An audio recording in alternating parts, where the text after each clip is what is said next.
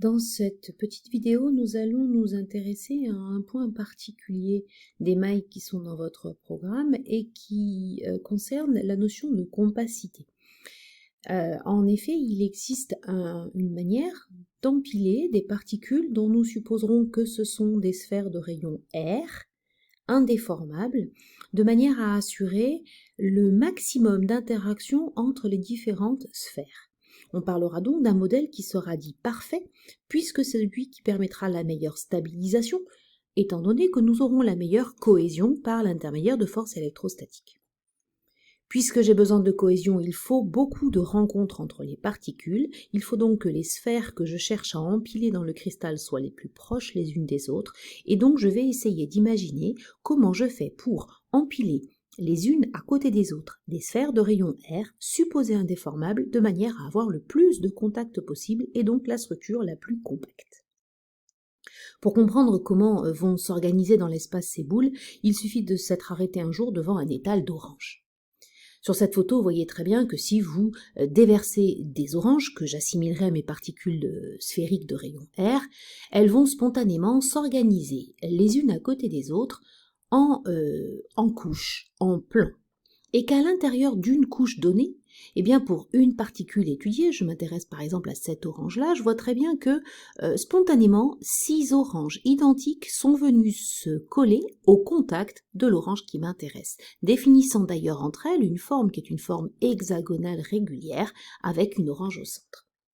On dira donc que des sphères de rayon R s'organisent en structure compacte sur un pavage dit hexagonal, et que chaque particule s'entoure donc de 6 particules identiques. Le maximum de contact est ainsi assuré. Sur le petit dessin, vous voyez soit une structure compacte, où vous reconnaissez la forme des sphères, soit une structure éclatée, qui permet de mieux visualiser la forme de l'hexagone. À partir du moment où la première couche est définie, il faut se poser la question de ce que devient la deuxième couche, qui va venir au contact de celle-là. Imaginez cette structure en hexagone, lancer une balle identique dessus, il est bien évident que la balle va venir se loger à l'intérieur du petit trou qui est laissé entre 3 boules de la couche numéro A. Pourquoi ? Parce qu'elle va venir créer du coup 3 interactions qui vont la stabiliser et lui donner une bonne assise. En chimie, je parlais plutôt d'une meilleure cohésion. Si bien que le deuxième plan, que j'appellerai le plan B, est un plan qui va s'articuler à partir de cette première position déterminée dans le trou créé entre 3 sphères du plan A. Mais par contre, à l'intérieur de cette couche-là, je comprends 2 choses. Je comprends d'abord, pour ne pas aller trop vite, que cette particule B va venir au sommet d'un triangle équilatéral de particules appartenant au plan A, définissant une structure tétraédrique, et ce mot-là, j'y reviendrai plus tard. Et qu'ensuite, du moment qu'une boule est placée, eh bien, les boules du plan identique vont venir définir encore une fois un plan de pavage hexagonal identique sur la structure éclatée. Je ne vous ai représenté que le début de l'hexagone qui vient occuper 3 positions autour de la boule bleue qui restera ma première boule d'étude. De manière à visualiser la forme du tétraèdre. À la base, c'est les 3 boules vertes, le sommet du tétraèdre, ce serait la boule bleue.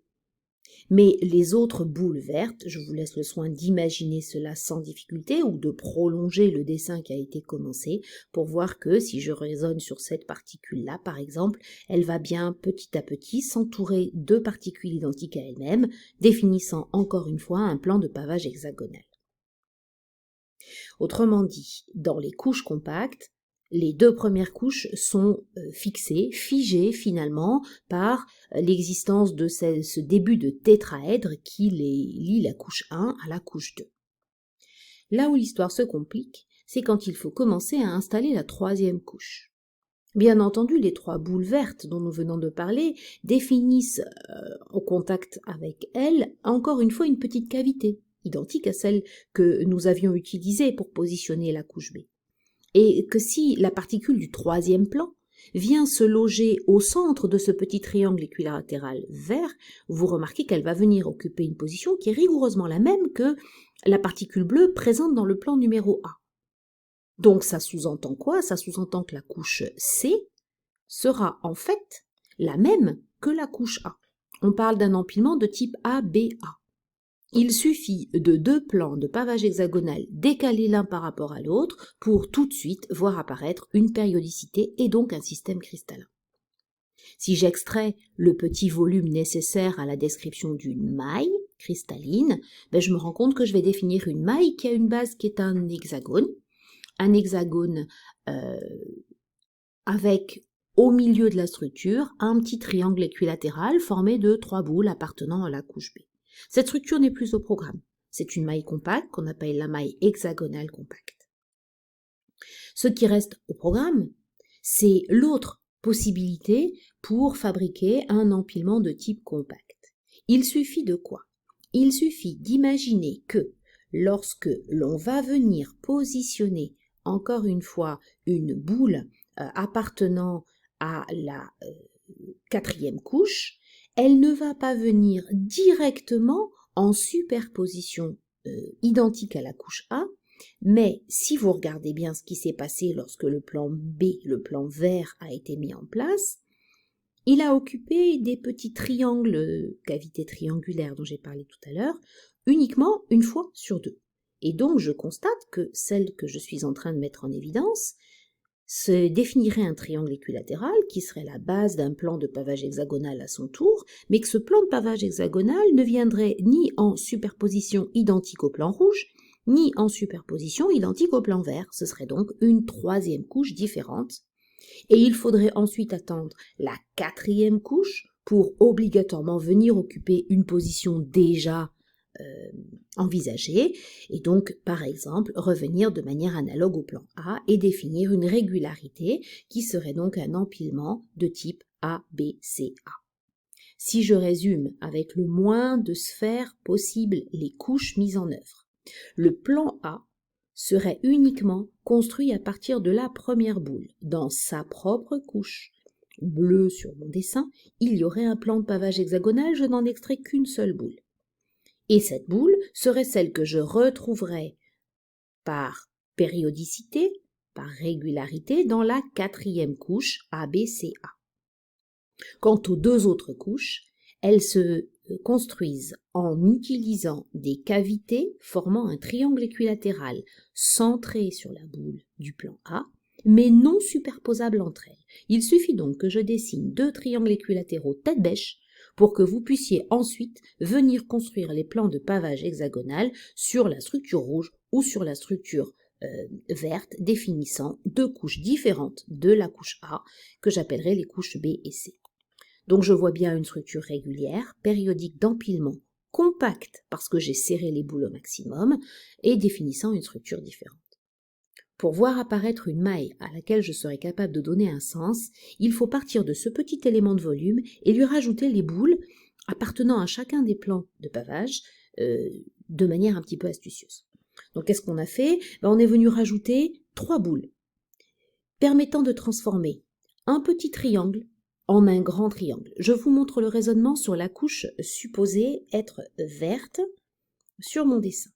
Je suis venu rajouter la boule qui fermerait le triangle là, celle qui fermerait le triangle dans l'autre sens, et enfin la dernière boule.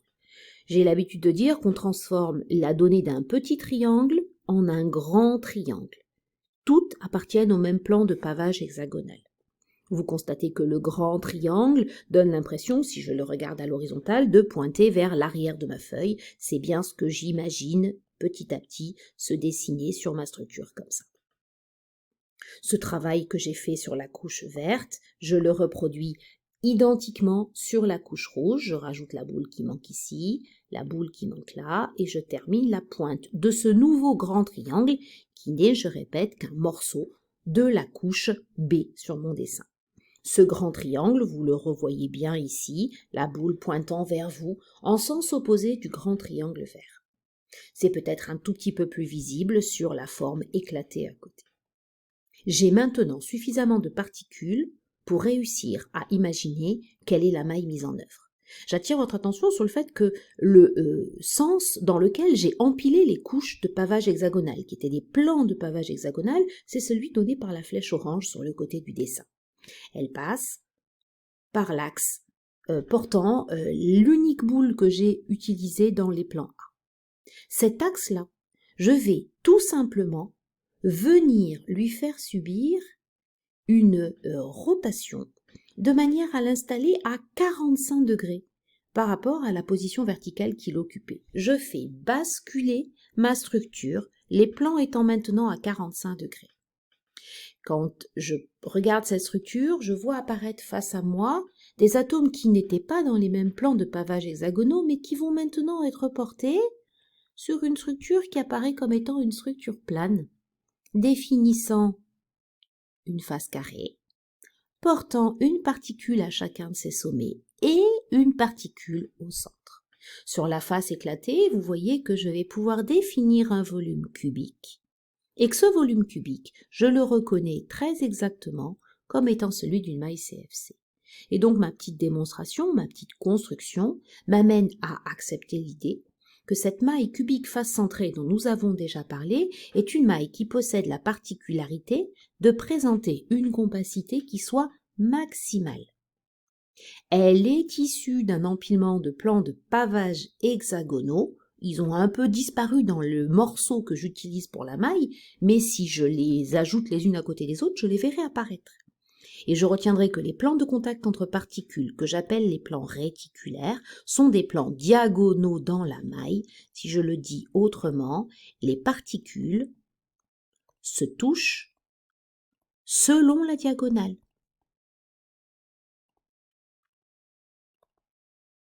De la face, puisque vous observez sans difficulté que les diagonales des faces sont constituées de boules qui présentent la même couleur. Je vous le montre sur les boules vertes, je vous laisse le soin de le vérifier sur les boules qui sont rouges. On retient cette compacité maximale, on ne sera pas amené à la démontrer à chaque fois, mais j'ai besoin de savoir que c'est une maille compacte.